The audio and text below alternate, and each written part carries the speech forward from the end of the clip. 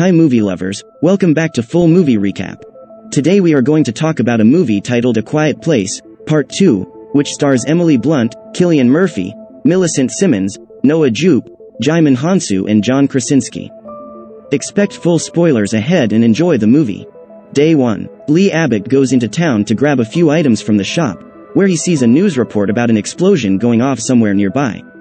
He then goes to meet his family, Evelyn, Regan, Marcus, and Beau, at a baseball game that Marcus is playing in.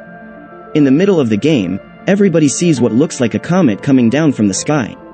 Everybody starts to flee, with Regan joining Lee while Evelyn takes the boys. As Lee approaches an officer to see what is going on, the monsters begin to attack the town. Lee grabs Regan and hides inside a bar while Evelyn drives as fast as she can through town. The bar is attacked when a woman's phone goes off, but Lee and Regan get out and run back to Evelyn and the boys just as the monster runs after them and kills the officer. Day 474. Shortly after killing the aliens that closed in on their home, Evelyn gets Regan, Marcus, and the baby out of the house before they proceed to head out. Evelyn grabs an oxygen tank for the baby while Regan gets a map, plus a radio to weaponize against the creatures. The family moves on quietly, armed with their guns. Evelyn accidentally sets off a trap that causes some bottles to rattle. As they run, someone spots them through a sniper lens. Marcus's leg gets caught in a bear trap, causing him to scream uncontrollably. Although Evelyn tries to quiet him down, the baby starts crying too. A monster approaches them, but Regan gets the speaker ready to weaken the monster with the frequency from her hearing aid before Evelyn blasts it in the head. They continue to run as another monster approaches, but they are found by the sniper, a man named Emmett. He brings the family down into his soundproof bunker before the monster can get them. Evelyn recognizes Emmett from the past since his kid went to school with Regan and Marcus, but Emmett's wife and son have died.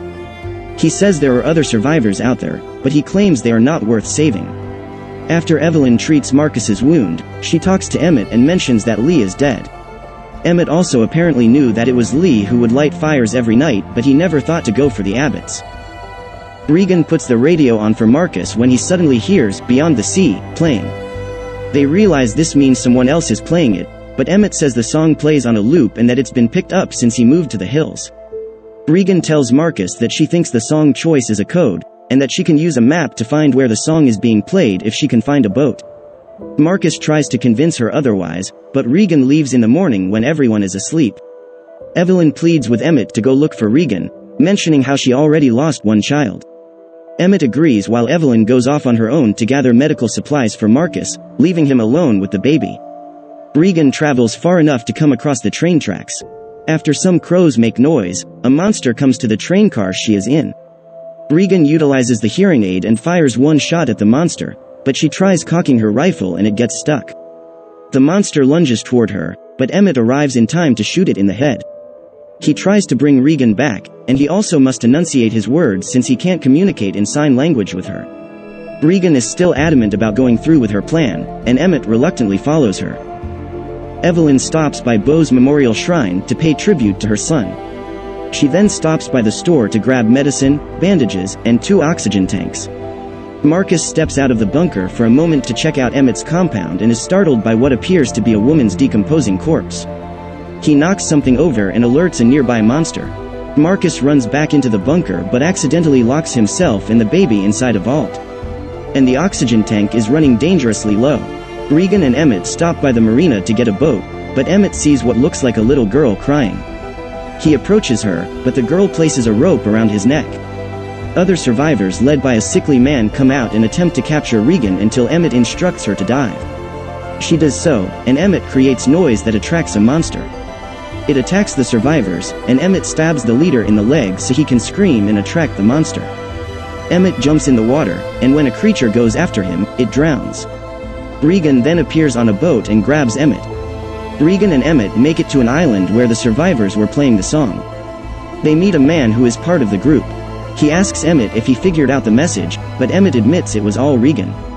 The man explains that once the National Guard realized the monsters couldn't swim, they began sending boats away from the cities, but most people ruined it by screaming and attracting the monsters. In the morning, Emmett hears a noise coming from the boat, and he finds that a monster managed to arrive to the island on the boat. Emmett tries to warn the islanders, but the monster begins to attack and kill people. Regan and Emmett join the man as he honks his car horn to get the monster away from the people. He brings the two to a safe place before the monster drags him away and kills him. Evelyn makes it back to the bunker but finds that one of the monsters has made it in there. She places one of her oxygen tanks near some fuel as the monster rises up. Evelyn shoots the tank, blowing it up and causing the monster to catch fire, but it doesn't kill it. The sprinklers go off, and the falling water gives Evelyn a chance to head back down and make it to her boys in time, as Marcus had passed out from oxygen deprivation but wakes up. Evelyn closes the vault safely this time. Regan and Emmett lure the monster into the radio station where the song had been playing. Emmett does what he can to distract the monster while Regan makes her way into the control room. At the same time, Evelyn steps out of the vault and finds that the monster made its way into the bunker, and it tries to attack Evelyn and the boys in the vault. Regan puts her hearing aid on the microphone, and the frequency weakens the monster. Marcus hears the noise over the radio and plays it to weaken their monster. He steps out of the vault and grabs Evelyn's pistol, shooting the monster in the head, while Regan grabs a mic stand and jams it into the other monster's head. The hearing aid remains on the microphone for anyone to turn to the right channel and fight back.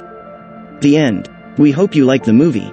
Thanks for watching and don't forget to subscribe to our channel for more new movie recaps.